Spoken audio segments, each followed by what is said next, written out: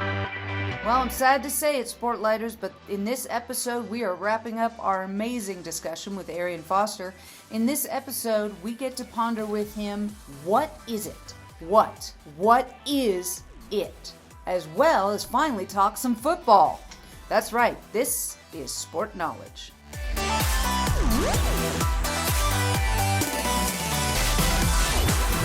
Our Greek philosophers really sitting around drinking wine and saying, what is light? What is this thing? What is it? Rather than just be like, that's bright. Like, what is it? Like, what is it? And asking those simple questions. And a lot of philosophy is just that. What is love? Like, what is it? Where do we live? All of these simple questions have monumentally important outcomes. And that's what I learned about philosophy. And that's all science is taking philosophical questions and putting them into um, a formula that can be validated and certified, and saying light is this. And now we kind of know, and we still don't 100% know, but we kind of know what light is. We can manipulate the elements that we see. And that investigation into the natural world stemmed from philosophy, asking questions. And so that's why I fell in love with philosophy when I was, because you remember Fernandez? Yeah. So when I was a freshman, I walked into his office. That was our academic guidance counselor, right? I walked into his office and I was like, I want to study astrophysics, and he was like, "Ooh, I don't think we're gonna do that." And I'm like, "Why not?" He's like, "Because it conflicts with your football schedule." And I was like, "What?" He's like, "Yeah." So I mean, imagine a 17-year-old walking into the office like disheartened because like I can't study what I wanted to study in college. But I was like, all right, it is what it is. So like for 2 years, I just didn't find anything I wanted. And finally I had a philosophy class with this cat named Uncle Phil. He made us call him Uncle Phil. Cool dude. And he presented philosophy in a way that was so unique. And he had everybody wear name tags. It was very unique. And I fell in love with philosophy, and just researching it and understanding it and reading it changed my vantage point, and really let me fall in love with the beginnings of science. But you got that great free degree and you were able to get What? a quality education in anything you wanted. That's what they say, man. And they always give it, because like I'll say that. I was like, yo, I wasn't able to study astrophysics. And they'll always say Josh Dobbs, like Tennessee people that hate me, they'll be like, Josh Dobbs was some kind of astronaut engineer. I don't even know what he did, but he did something crazy. And I'm like, that's what's up. They told me no. What do you want me to say? I don't like, they told me no. Like, what do you want Yeah, me to they say? told my daughter no too. She wanted to be an Yeah, astrophysicist, and she 100%. had. Like it happens all the time. So like they'll have these outliers will be like, well, I was able to do this. Like, you remember Adam Myers White? That's the sadder part of like reaching like the pinnacle of your profession, is like seeing everybody that didn't make it and seeing what came of them. A lot of cats you're like really proud of them, and a lot of cats is like not only struggling financially. That to me that's a minute point, but it's important. But it's minute. They're struggling emotionally. They're struggling mentally because football was their identity. And when that's stripped from you, it's like, what am I? Who am I? I'm like, and seeing that in real time and seeing people struggle from that is so tough. It's not an easy pill to swallow. And I know it's tough for them. So it's like seeing that kind of like dichotomy from cats who are doing well and who aren't, it's tough. I mean, that's the power of role models. And I mean, you talk about being weird or abnormal, which I like. That's one of the things that kind of I study a little bit too, is the naming of things and what's normal, abnormal. But I think it's great to see, right, athletes. I mean, I don't want to say the word student athlete because of the concoction of how it's been created. Marketing. But athletes or former students that, you know, have multiple identities and they have multiple skills and can navigate a variety of things in life. And they're not into, you just have to be an athlete, obey us, do what we tell you to, and coaches then or other people around them that send that message of, this is everything. You have to be 100% only this all the time. There's no possible way you can handle this and anything else with yourself. So just be the running back or just be the whatever. Yep. Yep. It happens all the time. Um, and I mean, it's a it's why like critical thinking, like in philosophy you learn logical fallacies, right?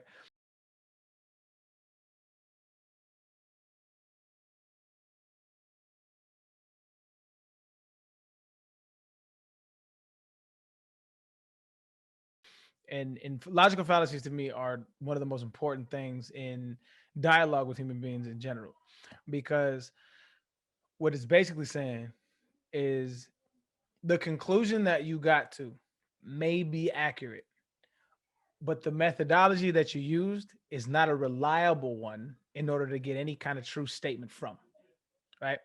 And so a lot of the logical fallacies that people use against athletes or ex-athletes is dumb jock, or they name call, which is called, it's an ad hominem, right? You're attacking the human being and his prowess rather than his argument. Attack the argument.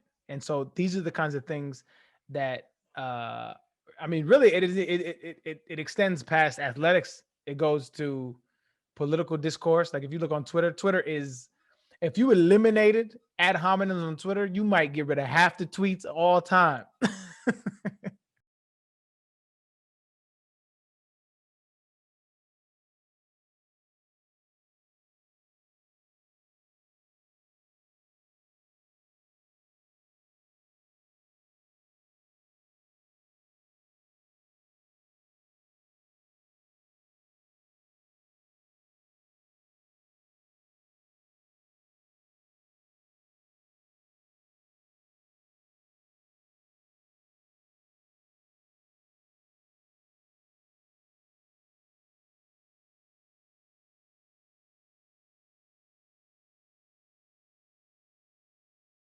But that's where we're at, right? When you don't have the facts or the argument, you pound the desk. Mm-hmm. And, Yes, and you, 1,000%. you know, one of the things we like to do at the end too is to talk about a coach story. And so bringing it back to sport and coaching and thinking about a story that you'd like to share with folks. Okay. All right. That's All right. So there was a certain coach, I won't name him because I'm tired of the Tennessee drama, but there was a certain coach. When I came out of high school, I came from Tennessee, from California. California is a very liberal place.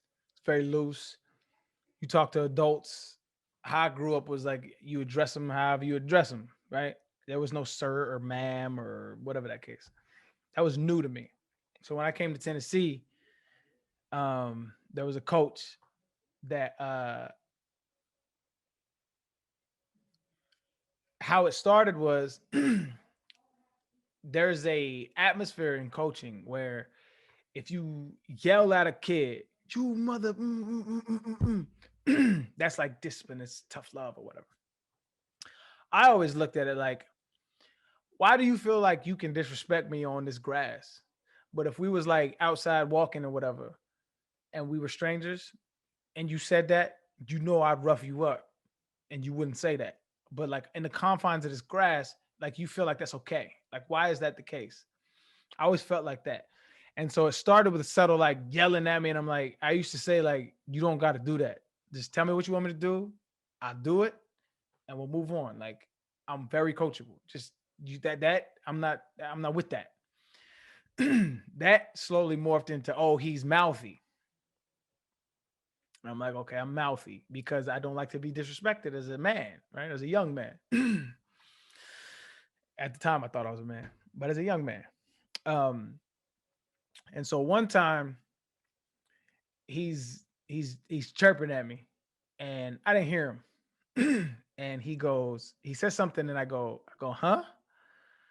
And he goes, huh?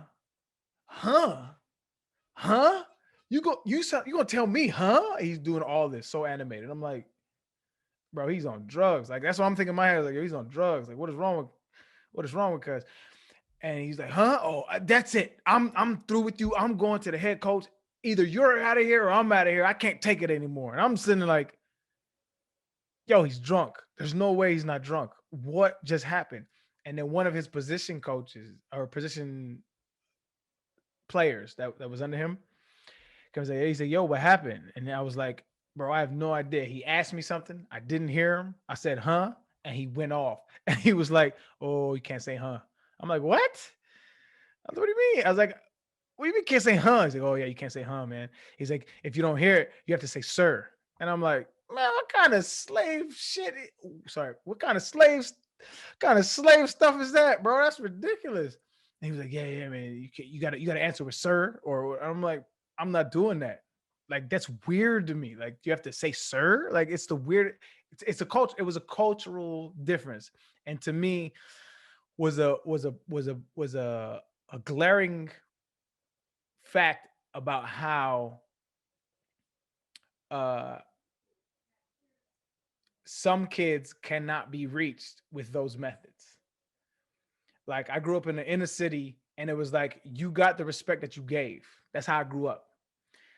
And a lot of cats felt like that. And I noticed a lot of cats, like, well, I don't want to call him out, but there was a big left tackle from Samoa. Yeah, I know this one. He used to cuss everybody out, but they never said anything to his face because they feared him. They feared him. And what I realized was that's how they rule. They rule on fear. They didn't fear me. And so they talked however they wanted to, until I said, nah. Then they still didn't fear me because they knew I wouldn't hit him. They really thought he would hit him. They knew I wouldn't hit him. And so then they labeled me uncoachable. They labeled me a troublemaker. Just because I was like, don't talk to me like that. Have a little respect when you talk to me. I just stood my ground, right? And so that's when I realized the dichotomy in sports was very funny. The Venn diagram with manhood didn't really intersect. It's a particular type of masculinity. It's what, we would call hegemonic masculinity.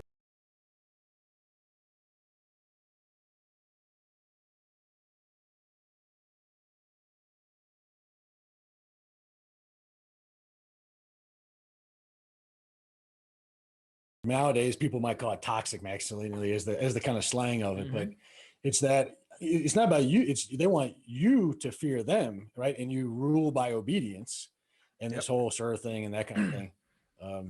You're the 1,000%. And this is why when people juxtapose slavery to college athletes, there's an element of it that's true. Like, I understand putting it in a juxtaposition in a way that's like, bro, it's not slavery. I do understand and respecting the ancestors and what they went through, but that element of ruling by fear and ruling by the whip, and the whip is your economic future. That is true. And they use that against you as a cudgel, and it's sad. And they'll never sit down and reason with you.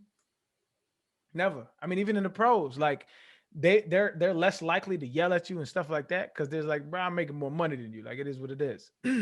But they'll say stuff to you, and you can say stuff back in the league, right? But they'll never see you as equal. And that's the issue, is they never look at you as an equal part. Like, I always tell my brother ran a training facility out here in Houston for a while, and he had employees.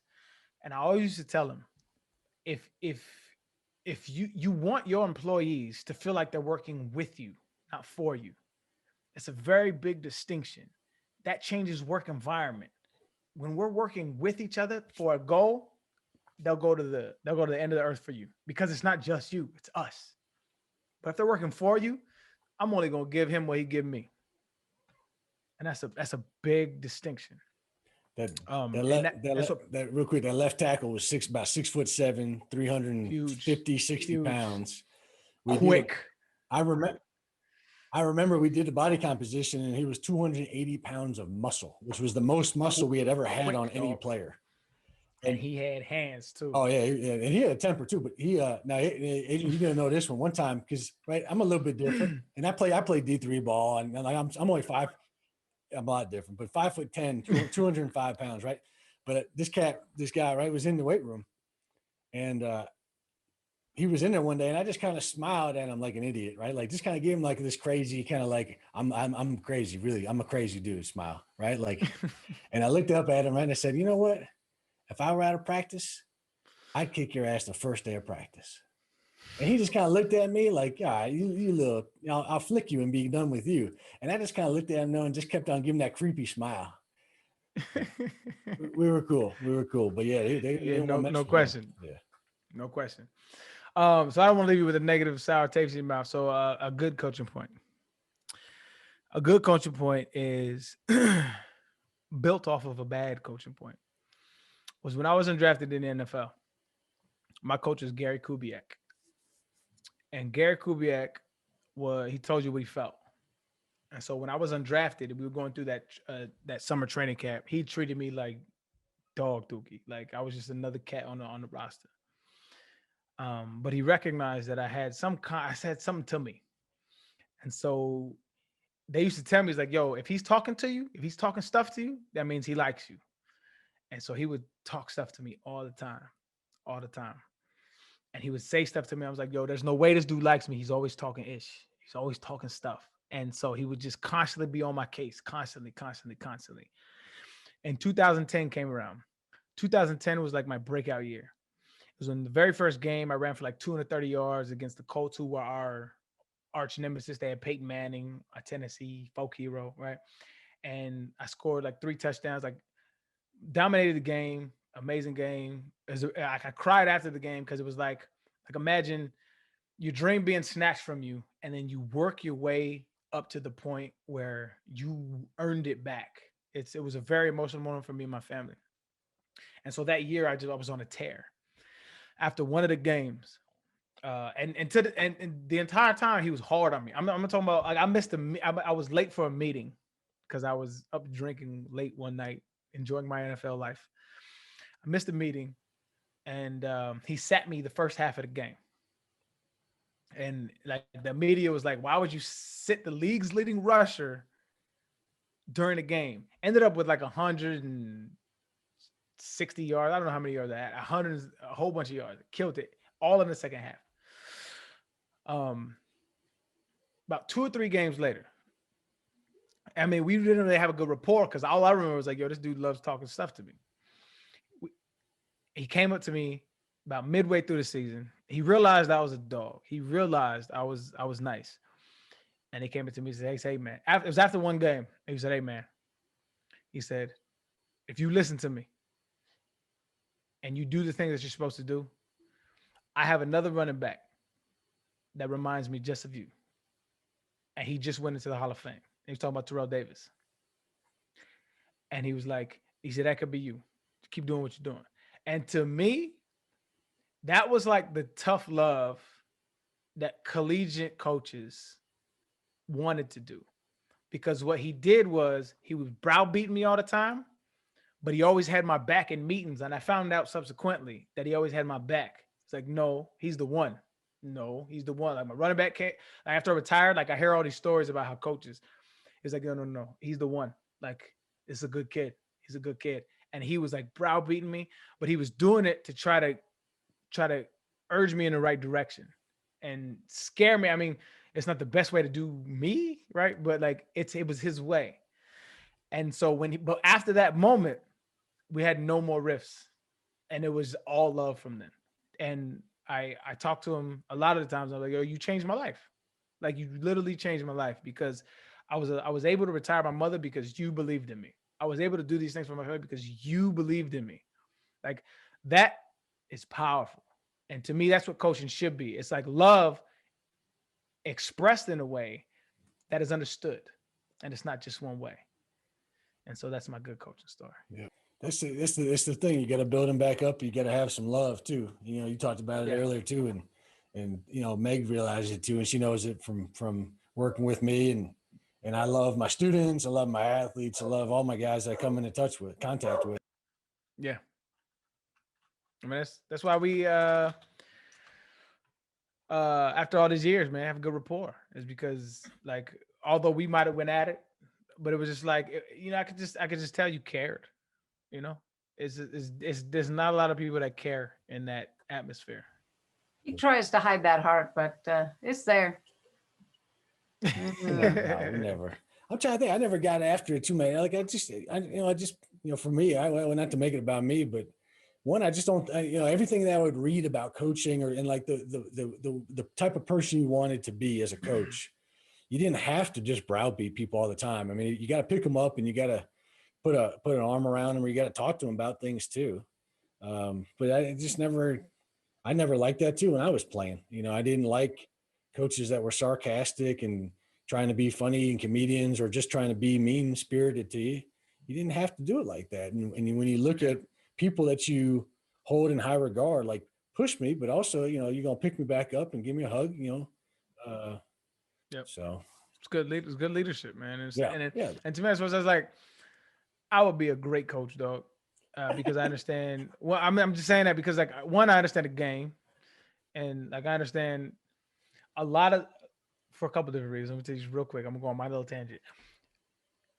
There's so much tradition in football that they don't understand. They're just now starting.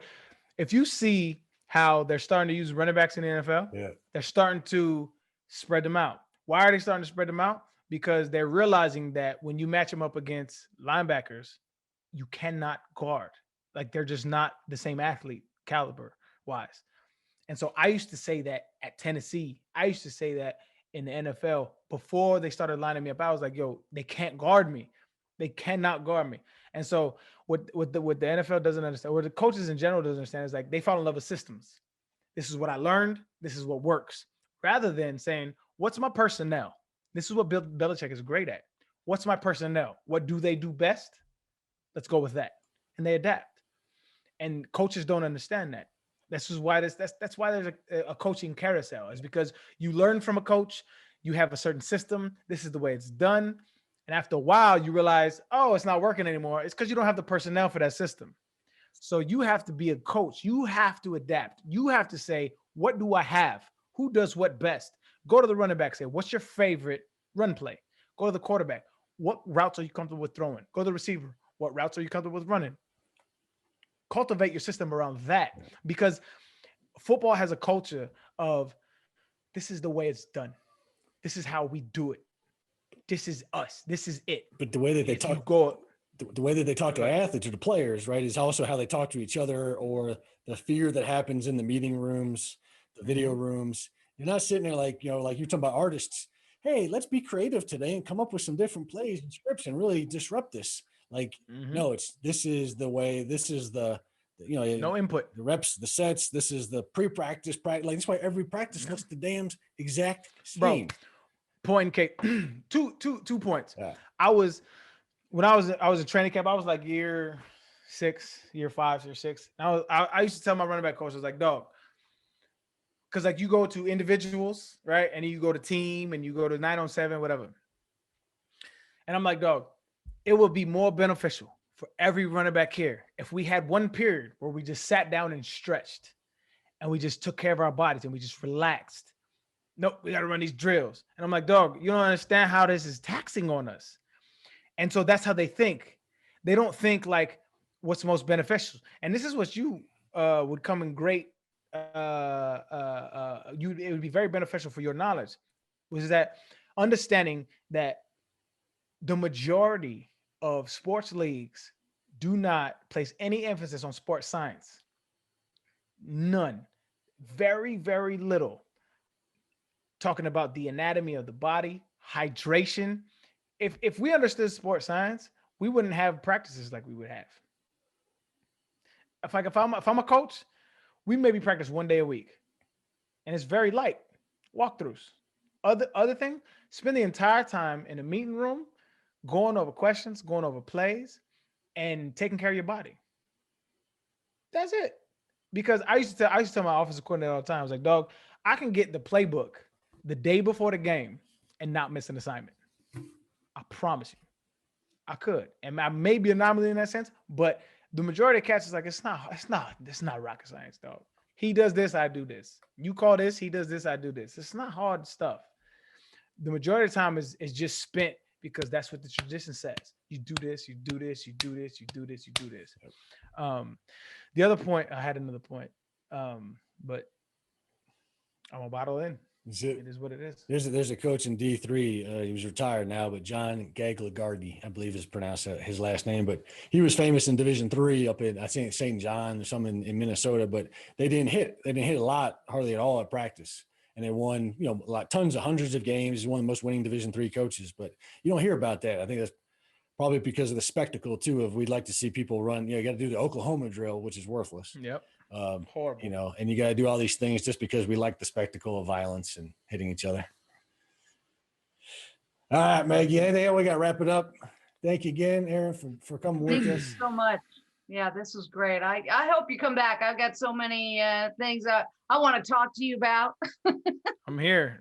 I see you're anti-socialist. Let me convert you. Hey Sportlighters, thanks for watching. Make sure to like, subscribe, and get notified so you don't miss our next episode. If you're interested in further information and want to engage in in-depth conversations about these and other issues in sport, please visit us at patreon.com/Sportlight. To stay updated on all things Sportlight, follow us on Instagram and Facebook at Sportlight Media and Twitter at SportlightCom, no dot. Or feel free to email us at sportlight.com and we'll be happy to welcome you to the Sportlight community.